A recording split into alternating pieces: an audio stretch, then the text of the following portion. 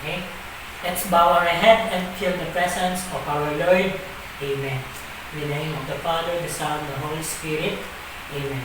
Lord, please bless my students and help them as they grow. May I teach them faithfully the things they need to know, so they may face the future knowing that they're prepared. And when they think of school days, may they know their teacher cared.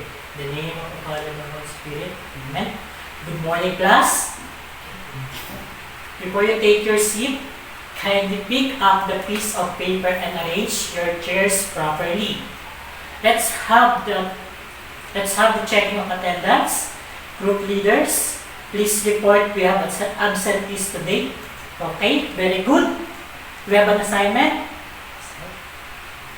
As a record of our lesson, our past lesson, so we'll draw this. As a recall to our past lesson, I have here pictures of foods and I want to place them in their proper column. Okay.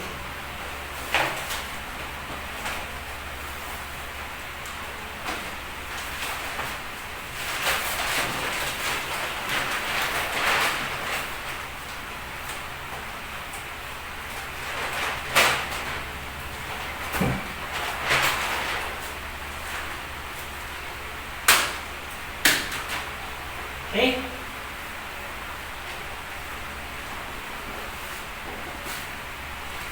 Who wants to be volunteer? Okay, Mr. Laberon. Okay.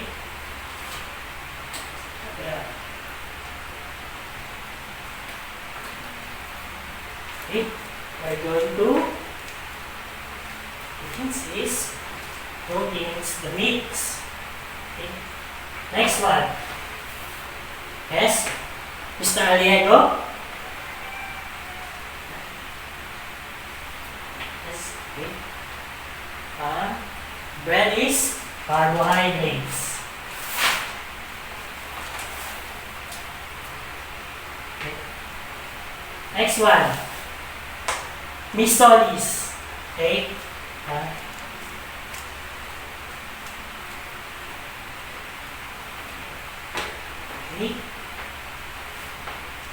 Oil in lipids.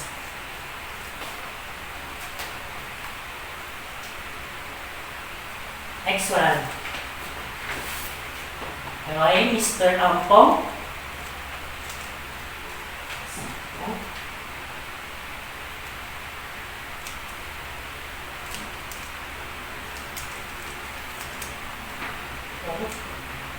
We're going to carbohydrates, pasta. Very good. Miss Ramos. Okay.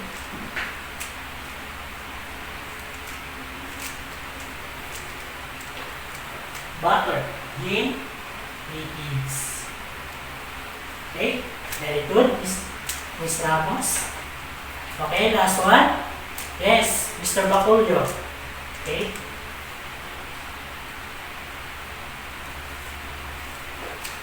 Okay. Fish, in proteins. So, after that, this our record will have a question. So,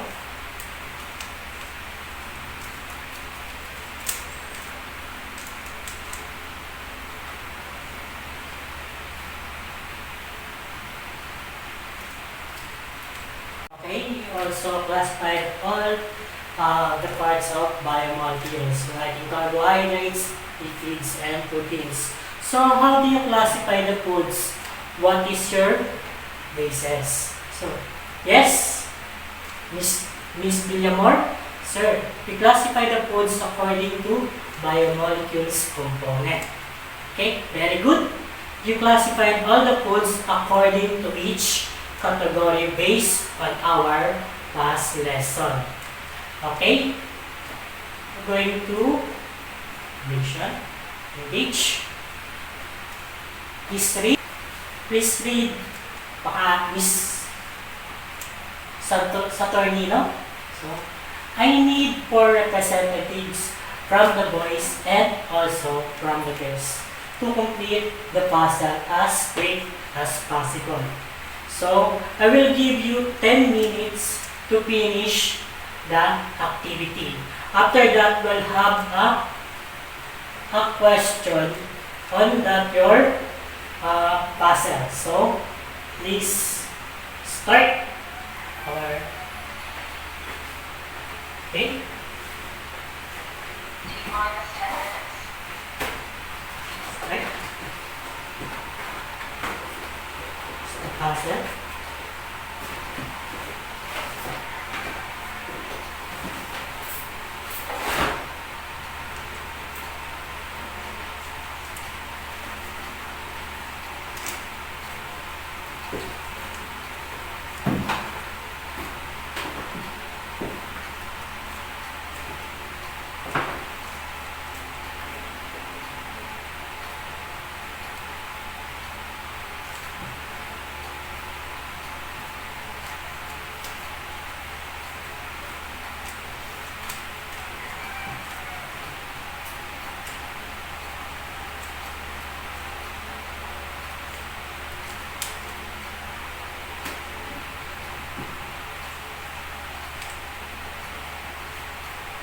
T-minus 9 minutes.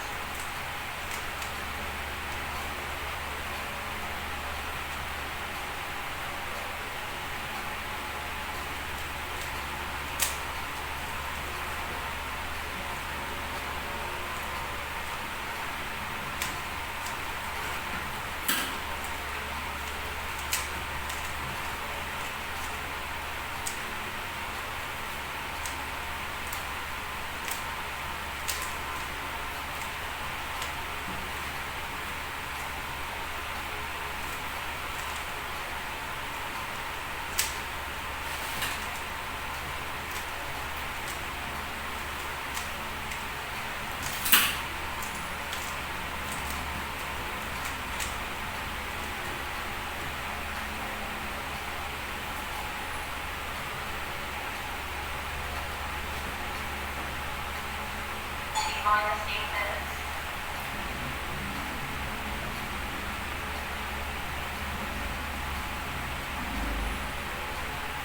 Okay.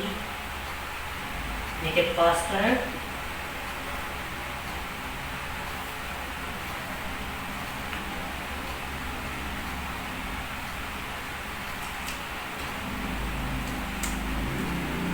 After that, we'll have a question.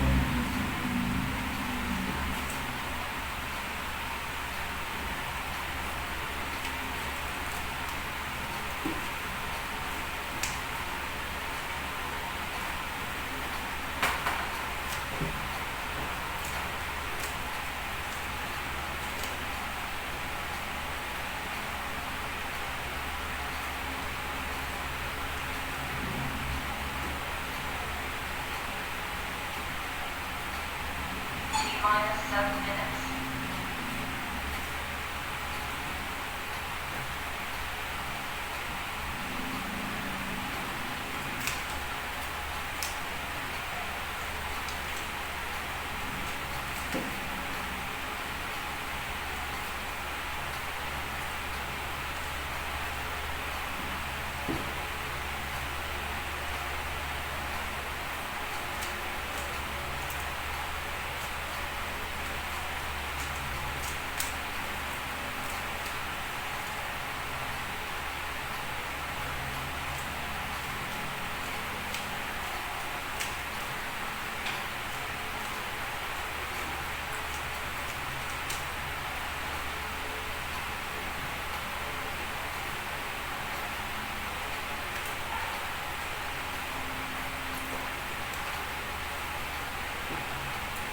T-minus 6 minutes. Please concentrate your work.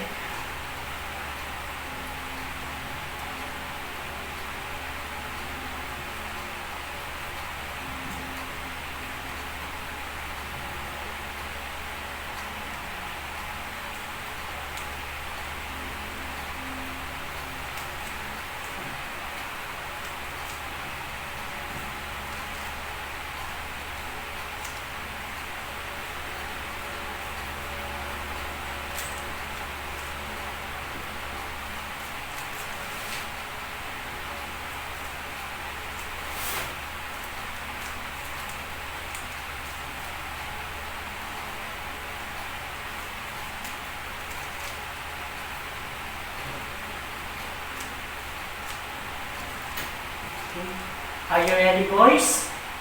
T minus Girls, are you ready? So, please post your word in the front. Okay? From the girls.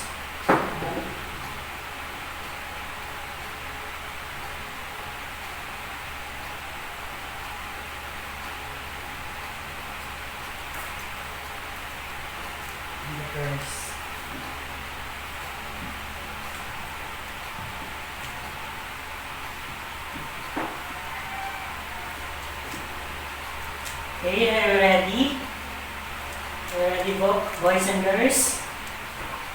Okay. Okay, so we'll finish your activity in 6 minutes. So we're going to proceed to our question. So from the boys, please read. What picture have you formed? Okay? Mr. Salvino. So, family picture of Mulak and Legazpi. So, next question. What do you observe of these two families? They have a twin. They have a twin and very similar to each other. So, next question. Which biomolecules is responsible for hereditary traits? So, okay, Mr. Piol, what biomolecule is responsible? Okay, that's wrong. Again, Mr. Penasbo. Sir, okay, nucleic acid. So, which biomolecule is responsible of hereditary traits is nucleic acid. Next one. What do you think are the types of nucleic acid? Okay, Mr. Alieto. Sir, DNA and RNA. So, what is DNA? Deoxyribonucleic acid. What about RNA? Ribonucleic acid or RNA. Okay? That's all our motivation. So, what is our topic for today? So, today we will learn more about nucleic acids. So, our topic today is nucleic acids. Okay? Nucleic acids. Okay? So, nucleic acids. So, nucleic acid is very important to our daily life. Okay? So, our objectives for today is, at the end of the lesson, the students should be able to, number 1, define nucleic acid. Number 2, create a model of nucleic acid, DNA, and RNA. Number 3, appreciate the importance of nucleic acid to us daily life. Okay. So, explore. This one. The name of our activity is Help Me Replicate Myself. So, we'll ask to, our activity is to giving help me. So, kailangan natin tulungan. Okay. This is our activity. Okay. For that, DNA and RNA paper models. So we'll have an introduction. What we're giving to you is at the back of your brown envelope. We'll see the introduction and the procedure. Okay. Miss Sabinales, please read the introduction. Imagine DNA and RNA as a twisted ladder. Outside of the ladder is made up of alternating sugar and phosphate molecules. The sugar is called deoxyribose for DNA, while ribose sugar for RNA. The rungs of the ladder are made of a pairs of molecules called bases. There are 4 bases in DNA: adenine, guanine, cytosine, and thymine. And for RNA, adenine, guanine, cytosine, and uracil. So, procedure. So, misassumption, please read the procedure. Number 1, arrange the cutouts to form the pattern described in the introduction. Be sure you lay all the pieces out before gluing them together. As guide, you can attach the chemical base to the sugar molecule by matching up the dots. You can attach the phosphate group onto your model by matching up the stars, and you can attach the top of the phosphates to the sugars by matching up the rectangles. So, the example. You see, inside is the ladder. Okay?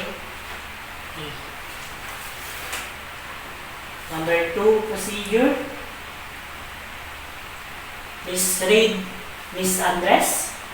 Color each molecular structure with their assigned color. So at the back of your brown envelope, we have the legend. The color of the cytosine is yellow. The thymine is red. The adenine is green. And the guanine is violet. Deoxyribose sugar and ribose sugar is orange. And phosphate is blue. The last one is uracil is color pink. So we'll have the color inside of your brown envelope. Okay, number 3. Number 3, Mr. Obvious. You will given 10 minutes to finish the activity. Okay? Number 4, Mr. Pion, paste or tape the model together. So, we'll have the inside is, we'll have the glue and tape. Okay, number 5, Mr. Loreas, when finished, your group should have constructed a long DNA and RNA molecules. So, okay, are you ready? Are you ready, class, for your activity? Okay? So, let's proceed to your activity. Let's go construct. Okay? I will give you the timer. 10 minutes to finish your activity. After that, we'll have a follow-up question. Okay? Okay, this is okay? Okay? Okay? Good.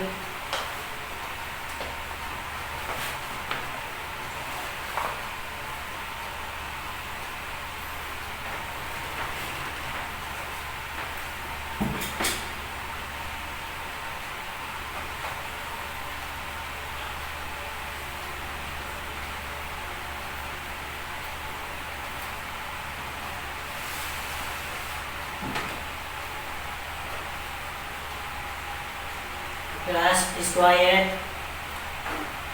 T-minus 9 minutes. Please cooperate your classmate and coordinate. Okay?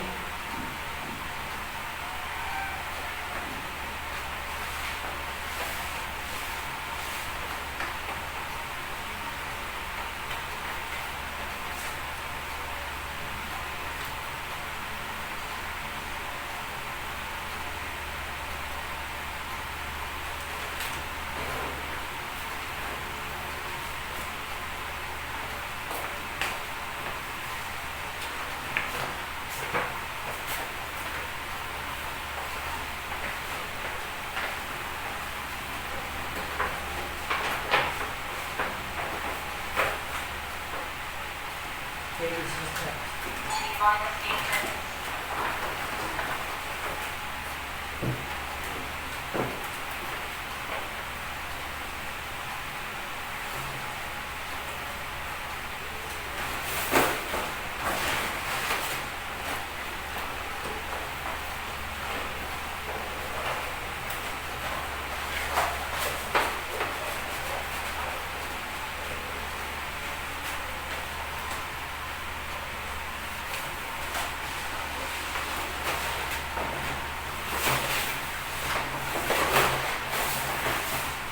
Alright class, are you done?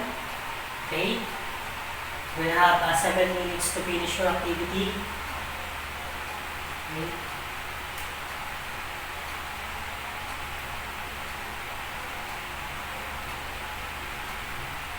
Okay, that's all. So please post your activity in the front.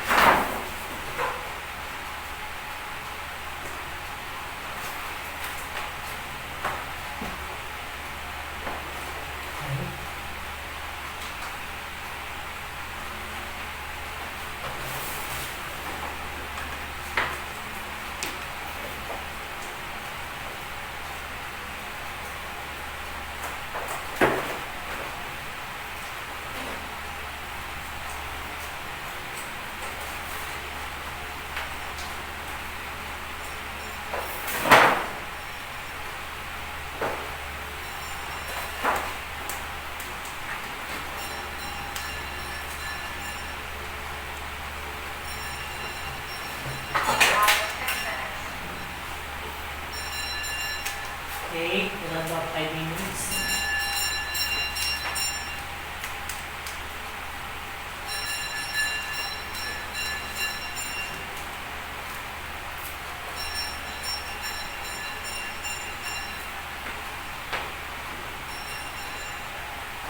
Okay, are you done?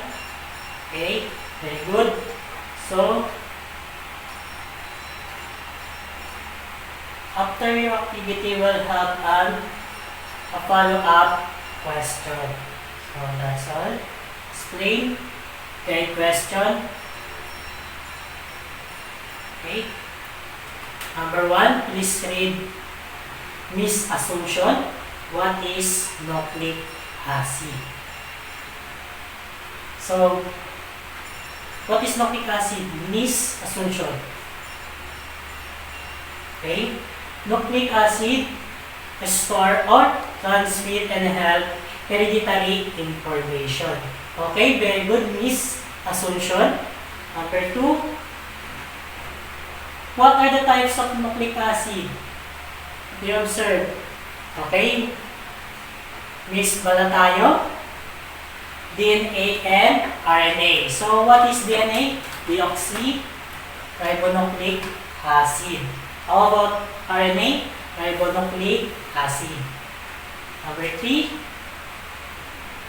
what is nucleotides? Okay, Mr. Asiano, what is nucleotides? Okay, nucleotides is monomer that makes up a nucleic or genetic or nucleic acid. Okay, very good, Mr. Asiano. Number 4. Okay, number 4. Okay, Mr. Lorejas. What are the parts of nucleotides? So, the part of nucleotides is nitrogenous base, which is a subunit or portion that contains nitrogen atoms, sugar, 5 carbon atoms, and a phosphate group. Okay? Very good. Number 5, Miss Mary, based on the activity of making a model of nucleic acid and the DNA and RNA, describe the structure of the 2 types of nucleic acid. Okay. So what do you observe of this, our activity? Okay. So our activities like this. In DNA is double helix because of that, like a ladder. Okay, very good.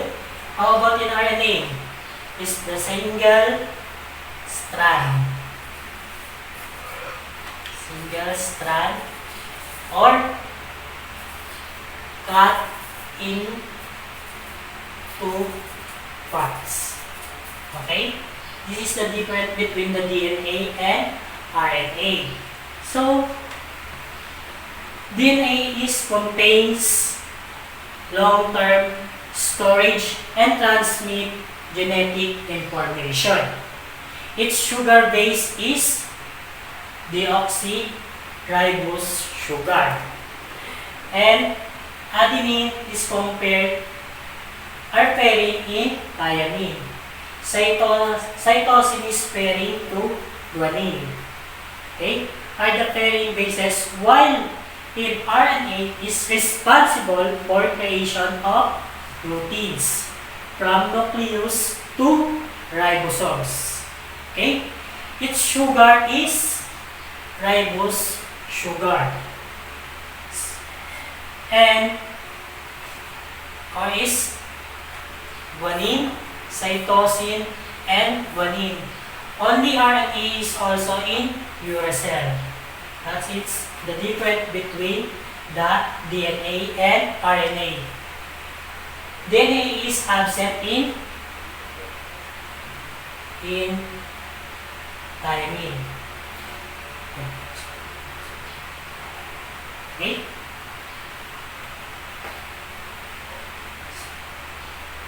Right. So our application is read.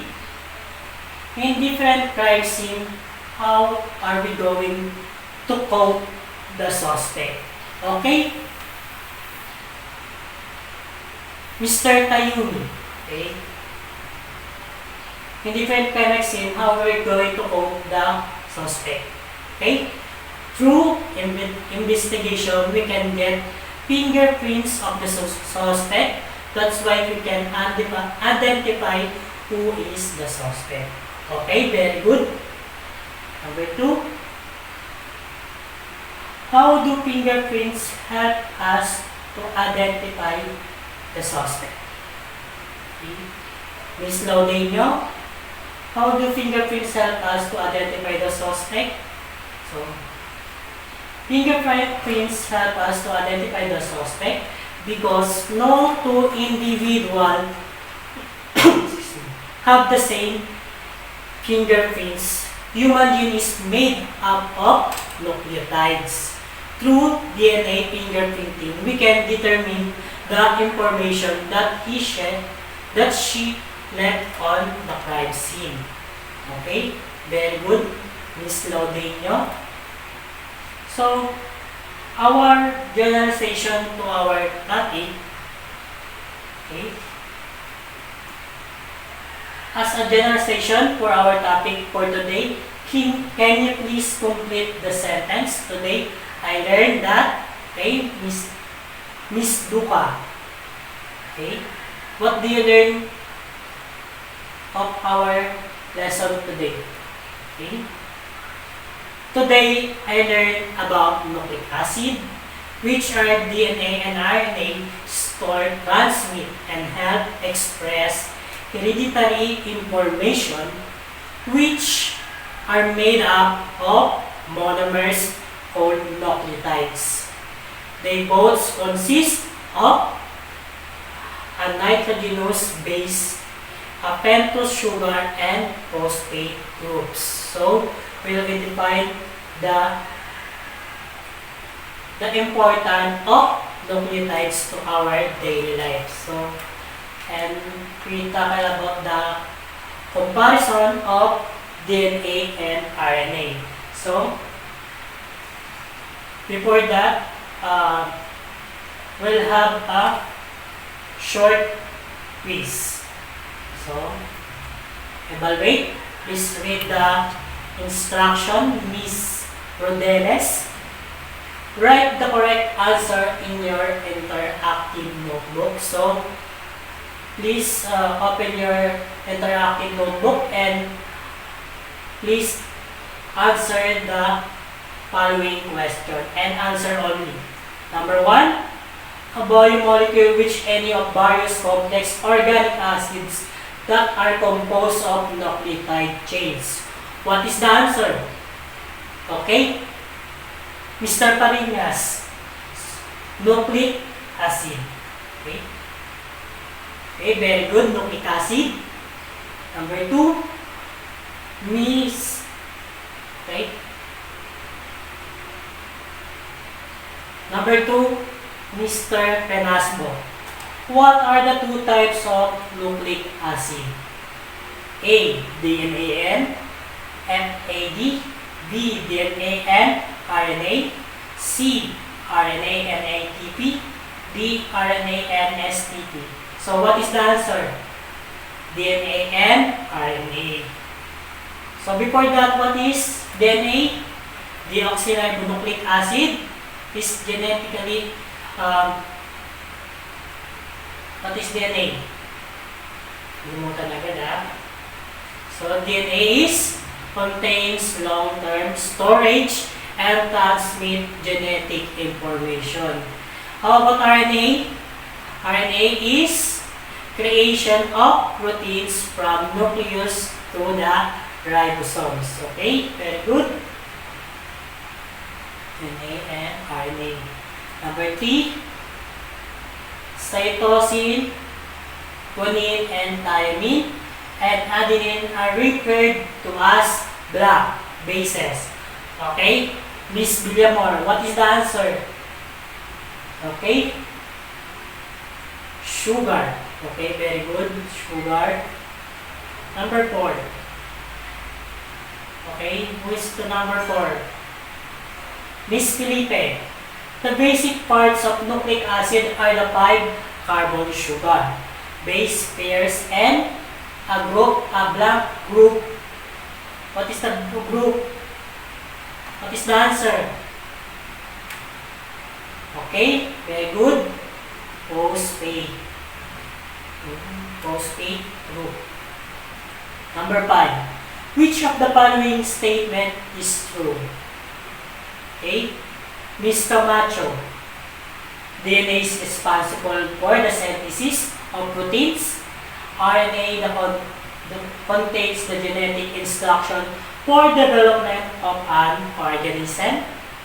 B. RNA pairing to bases is adenine paired to thymine and guanine paired to cytosine, while in DNA pairs are adenine paired to uracil and guanine to cytosine. Now, letter C, DNA is single-stranded. RNA looks like a twisted ladder. Letter D, DNA is for transmission of genetic information, while RNA is the creation on proteins from nucleus to ribosomes. What is the answer, Miss Camacho? Okay, very good. Letter D, DNA is for transmission of genetic information, while RNA is the creation of proteins from nucleus to ribosomes. Okay? That's all. Who got 5? Okay, that's all. Who got 5? Very good. So, for that, we'll have an extend. So, please read Miss Duma. Write the best letter of your choice. Okay, please raise your hand and answer the following question. Okay, who is number 1? Miss Lim. The information of protein synthesis is stored in A. Amino acids, B. Fats. C. Glucose. D. Nucleic acid. Okay. What is the answer, Miss Lynn? Nucleic acid. Okay, very good. Number 2. The sugar that is in the backbone of DNA is called, okay, Miss Meir, what is the answer? Okay, A. Delta glucose. B. Deoxyribose. C. Fructose. D. Ribose. What is the answer? Okay, B. Very good. Deoxyribose. How about in RNA? What is the backbone? Okay, ribose. Maybe sugar. Number 3. What is the true structure of DNA? A.